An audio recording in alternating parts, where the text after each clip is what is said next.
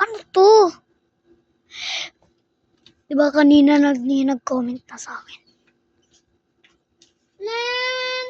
Tapos, yung gabi na natutulog na ako.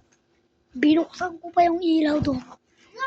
Di nag-comment na naman, sabi daw, nuwanap daw ako ng T-Rex na walang kamay. Paano walang kamay? Sige na nga.